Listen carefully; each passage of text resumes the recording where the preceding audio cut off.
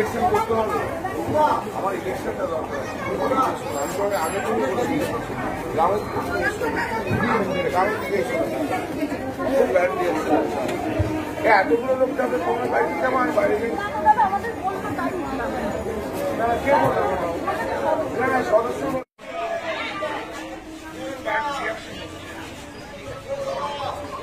Madam আসুন।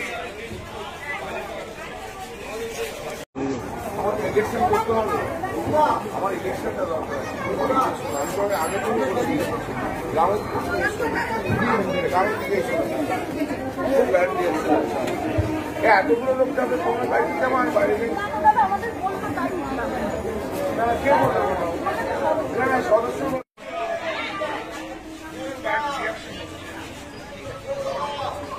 Madam আসুন। Election করতে হবে, আমার ইলেকশনটা দরকার। আমি আগে থেকে বলছি গ্রামের থেকে খুব ব্যাড দিয়েছে। এতগুলো লোক যাবে তোমার বাইরে যাবো, আমি বাইরে যাই কে বলবো সদস্য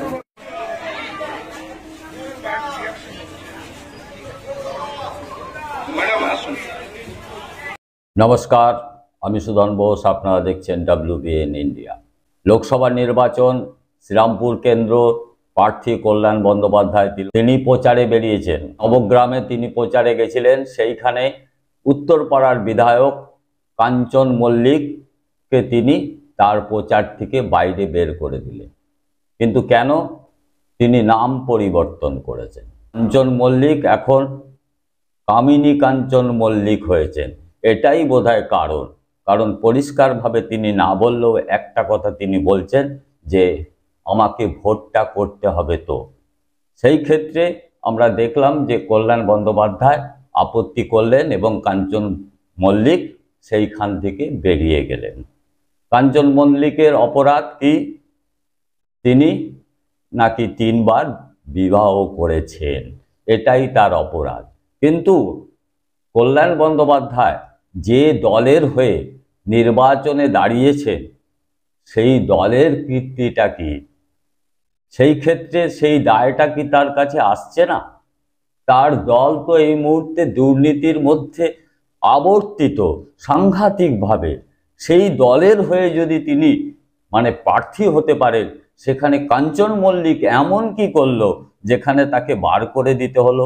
মহিলারা নাকি তাতে রিয়াক্ট করছে কাঞ্চন মল্লিককে দেখে, এই কথা কল্যাণ বন্দ্যোপাধ্যায় বলছেন। কিন্তু দেখুন কাদের হয়ে? তিনি তৃণমূলের হয়েই তো দাঁড়িয়েছেন। আর তৃণমূলের সমস্ত বড় বড় নেতা মন্ত্রীরা এই মুহূর্তে হাজত বাস করছে। এমনকি নানান নেতা নেত্রীদের এখনো ইডি সিবিআই ডেকে পাঠাচ্ছে নানান দুর্নীতির কাণ্ডে। আরও বিশেষভাবে যে আদালতের পর্যবেক্ষণ এসছে, অতিরিক্ত যে আসন তৈরি করা হয়েছিল চাকরি ক্ষেত্রে, যে দুর্নীতি হয়েছিল, সেখানে দেখা গেছিল যে কোর্ট 26,000-এর মতন চাকরি বাতিল করেছে। সেইখানে যে 5,300 চাকরি ছিল, যেটা নাকি সাধারণত বলছে যে অনৈতিক, দুর্নীতি করে তারা টাকা দিয়ে চাকরি পেয়েছে। সেই ক্ষেত্রে এই কল্যাণ বন্দ্যোপাধ্যায় কিন্তু তাদের হয়ে দাঁড়িয়েছে। যারা দুর্নীতি করে চাকরি পেয়েছেন তাদের পাশে এই কল্যাণ বন্দ্যোপাধ্যায়ই আছে। তাহলে সেইটা কি খুব একটা আহামরি গর্বের কাজ? খুব একটা গর্বের জায়গা আছে কি কল্যাণ বন্দ্যোপাধ্যায়?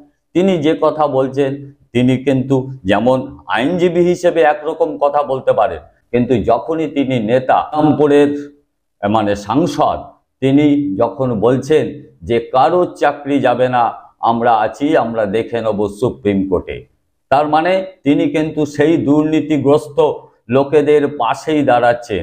কারণ এই ক্ষেত্রে আদালত একটা সাংঘাতিক নির্দেশ দিয়েছে যে এই যে অতিরিক্ত আসন তৈরি করা হয়েছে চাকরির ক্ষেত্রে, সেটা আমাদের বিধানসভার মন্ত্রিসভাই নিয়েছে। সেই ক্ষেত্রে অর্ডারটা এরকমই আছে যে কারা এই অতিরিক্ত আসন তৈরি করবার পেছনে আছে, তাদেরকে দরকার হলে সিবিআই ইডি ডেকে এমনকি হেফাজতে নিয়ে তাদের জেরা করতে পারে।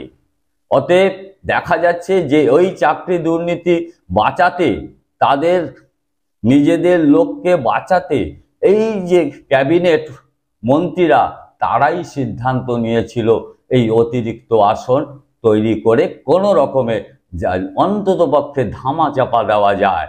সেই ক্ষেত্রে এই কল্যাণ বন্দ্যোপাধ্যায়ের অবদান অপরিসীম, কারণ তিনি সেই ক্ষেত্রে আদালতে মুভ করছিলেন এই যে যারা চাকরি পেয়েছে, চাকরি হারাদের হয়ে, যাদের বিরুদ্ধে দুর্নীতি করে চাকরি পেয়েছে তাদের হয়ে বলতে শোনা গেছে। অতএব সেই দায় দায়িত্বটা কি কল্যাণ বন্দ্যোপাধ্যায়ের ওপর আসছে না? সেখানে তিনি কি খুব স্বচ্ছ অবস্থায় আছেন? আমাদের মনে হয়নি যে কাঞ্চন মল্লিককে নামিয়ে দিয়ে তিনি তার স্বচ্ছতাকে ধরে রেখেছেন, অথচ তার যে কার্যকলাপ, তিনি যে দলের হয়ে দাঁড়িয়েছেন সেখানে খুব স্বচ্ছতা আছে, সেটা আমাদের মনে হয়নি। কারণ তিনিও সেই জায়গায় এই দলেরই হয়ে প্রার্থী হয়েছে। সেই ক্ষেত্রে আমাদের মনে এই প্রশ্নটা জেগেছে যে কল্যাণ বন্দ্যোপাধ্যায় যেভাবে তিনি এই ব্যবস্থাটা করেছে, হ্যাঁ ঠিকই করেছেন, হয়তো তার মনে হয়েছে, কিন্তু সেই ক্ষেত্রে এই দলের প্রার্থী হওয়াটাই হয়তো কল্যাণ বন্দ্যোপাধ্যায়ের উচিত ছিল না। আর যদি এই প্রার্থী হন তাহলে তো বলবো যে তিনি দুর্নীতিবাজদের পাশে দাঁড়িয়েই সব কিছু করছে। অতএব তিনি সম্পূর্ণ দুর্নীতিমুক্ত এ কথা বলা যায় কি? কারণ যদি আমি দুর্নীতি নাও করে থাকি, যদি দুর্নীতিবাজদের সাহায্য করি, সেই ক্ষেত্রে দায়টা কি আমার পড়বে না? সেই ক্ষেত্রে কল্যাণ বন্দ্যোপাধ্যায় কি আলাদা কিছু বলে হচ্ছে? তিনি তো সেই জায়গায় আছে। যাই হোক, এই ব্যাপারে কল্যাণ বন্দ্যোপাধ্যায় আর কি বলছেন? উনি মনক্ষুণ্ণ হয়েছেন কি মনক্ষুণ্ণ হননি আমি জানি না। এর আগেও ওনাকে নিয়ে প্রচার আমি বেরিয়েছিলাম। উনি আমার সঙ্গে যখন প্রচারে বেরিয়েছে, গ্রামের মহিলারা কিন্তু খুব ভীষণ রিয়াক্ট করছেন। আমি ওনাকে আগেই বলে দিয়েছিলাম গ্রামে এসো না। আর শুধু আমার সঙ্গে প্রচারের সময় কেন থাকছে? একটা এমএলএ তো অন্য দিনগুলোও তো প্রচার করবে, সে তো কিছু করছে না।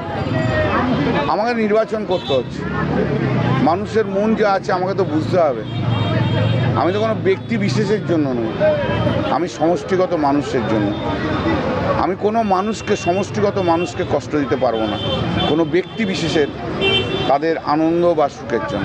শুনলেন কল্যাণ বন্দ্যোপাধ্যায় কি বলছেন? অনেকটা এরকমই আছে, কাঞ্চন মল্লিককে এই মুহূর্তে তিনি ঘৃণার চোখেই দেখছেন, কিন্তু সেটা দেখছেন এটার থেকেই এই কথাটা আসছে যে ওনাকে নিয়ে ভোট করাতে গেলে আমার অসুবিধা হচ্ছে, মহিলারা রিয়াক্ট করছে। আর এটাও বলছেন যে আর অন্য জায়গায় যাচ্ছে না কেন, আমার সঙ্গেই যাচ্ছে কেন? তার মানে তিনি চাইছেন না কাঞ্চন মল্লিক তার সঙ্গে ভোট প্রচারে যাক, তাকে নিয়ে তিনি ঘুরতে রাজি নয়। এ কথা ঠিক আছে, কিন্তু আমাদের বক্তব্য সেই জায়গায় আছে যেটা কল্যাণ বন্দ্যোপাধ্যায়ের সম্বন্ধে বলছি। সেটা কি আমার প্রশ্নটা ভুল আছে? আপনারাই বিচার করবেন, আপনারা আপনাদের মতামত অবশ্যই জানাবেন। আগামী দিন দেখা হবে অন্য কোনো প্রতিবেদনে। নমস্কার।